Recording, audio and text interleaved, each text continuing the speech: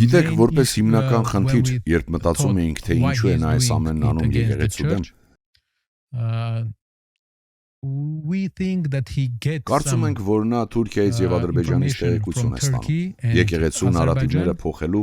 ցեղասպանությունը մոռանալու կարգադրանքով եւ եկեղեցու նոր գլուխ ունենալու, որպեսզի գնա խաղաղության Հայաստանի եւ Ադրբեջանի միջեւ։ Եվ մենք զգում ենք, որ նա ուզում է փոխել եկեղեցու առաջնորդին, հետո փոխել եկեղեցու նարատիվները եւ ստիպել մեր ժողովրդին մոռանալ այն ամենը, ինչ մեր նախնիները արել են մեր քրիստոնեական կրոնի համար։ Այո։ Եվ սա այն է, ինչ մենք պետք է ցույց տանք մեր հասարակությանը։ Սա է նրանց գործելաոճը։ Նրանք ուզում են ոչնչացնել ողջ պատմական ճշմարտությունը, ինչ պատճառներով։ Պատճառը իբրև թե խաղաղություն ունենալն է։ Բայց մենք չենք կարող։ Մենք պատրաստ ենք խաղաղության, բայց 1.5 միլիոն մարդ արդեն սպանվել է։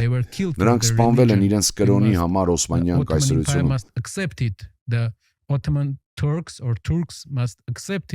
Թուրքիան պետք է ընդունի դա, որովհետև դրանից հետո մենք կապրենք ավելի խաղաղ տարածաշրջանում։